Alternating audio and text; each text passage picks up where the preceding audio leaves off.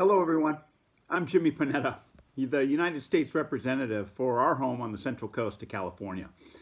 Now, as someone who grew up in Monterey County, it really is an absolute honor to welcome you to the celebration of the 75th anniversary of John Steinbeck's Cannery Row.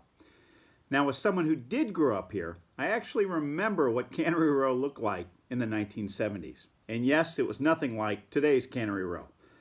But also, as you're going to hear, the 70s version of Cannery Row was nothing like it was back in the time of Steinbeck's version that was set in the Great Depression. But I have to say, the one thing that is the same is our sense of community. That sense that was so apparent back then, that sense that is so prevalent today, and it's a sense of community that is so necessary for us for tomorrow. See, I believe that no matter how difficult the times can be, from the most divisive of leaders to the most depressing of times, our sense of community, our civic mindset to give back to the community that gave us so much, is what really allows us to survive. And when we do it together, as a community, especially right here on the Central Coast, I believe that that's the key, not just to our survival, but to our success. And I think we can all agree that the key ingredient to any community are the people and the intentions that those people have for our community. From the people who work very hard to make their community better, to the denizens who work hard to make their friendships better by throwing a simple thank you party.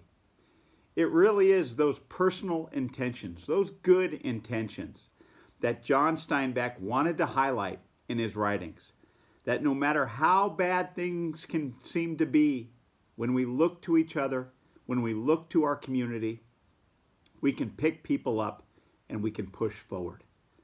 So when we read John Steinbeck and when you listen to Cannery Row today, I hope you also consider what community means to you. How good things can be, but also how good they are when we focus on the people of the Central Coast, the people of our community, and yes, the people of our Cannery Row. So thank you. Thanks to the Monterey Public Library, the Cannery Row Foundation, the Western Flyer Foundation, and of course, all of you for bringing us together, for being together today and tomorrow. Now, it's my pleasure to kick off the day with an excerpt from the dedication of Cannery Row by John Steinbeck. For Ed Ricketts, who knows or should know, the people, places, and events of this book are of course fictitious and fabrications. Cannery Row in Monterey in California is a poem, a stink, a grating noise, a quality of light, a tone, a habit, a nostalgia, a dream. Cannery Row is the gathered and scattered, tin and iron and rust and splintered wood, chipped pavement and weedy lots and junk heaps, sardine canneries of corrugated iron, honky-tonks, restaurants and whorehouses, and little crowded groceries and laboratories and flop houses. Its inhabitants are, as the man once said, whores, pimps, gamblers, and sons of bitches, by which he meant everybody. Had the man looked through another peephole, he might have said saints and angels and martyrs and holy men. He would have meant the same thing. In the morning when the sardine fleet has made a catch, the purse seiners waddle heavily into the bay blowing their whistles. The deep-laden boats pull in against the coast where the canneries dip their tails into the bay. The figure is advisedly chosen, for if the canneries dip their mouths into the bay, the canned sardines which emerge from the other end would be metaphorically at least even more horrifying. Then cannery whistles scream, and all over the town men and women scramble into their clothes and come running down to the row to go to work. Then shining cars bring the upper classes down, superintendents, accountants, owners who disappear into offices. Then from the town pour wops and Chinamen and Polacks, men and women in trousers and rubber coats and oilcloth aprons.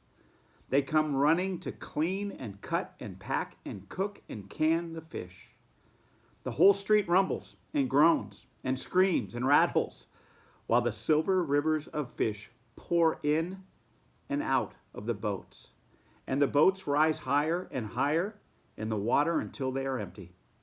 The canneries rumble and rattle and squeak until the last fish is cleaned and cut and cooked and canned, and then the whistles scream again, and the dripping, smelly, tired wops and Chinamen and Polacks, men and women, straggle out and droop their ways up the hill into the town, and Cannery Row becomes itself again, quiet and magical. Its normal life returns. The bums who retired in disgust under the black cypress tree come out to sit on the rusty pipes in the vacant lot. The girls from Dora's emerge for a bit of sun, if there is any. Doc strolls from the Western Biological Laboratory and crosses the street to Lee Chong's groceries for 2 quarts of beer. Henry the painter noses like an Airedale through the junk in the grass-grown lot for some part or piece of wood or metal he needs for the boat he is building.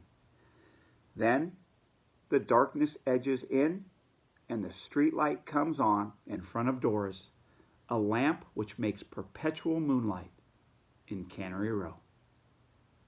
Thanks. Enjoy.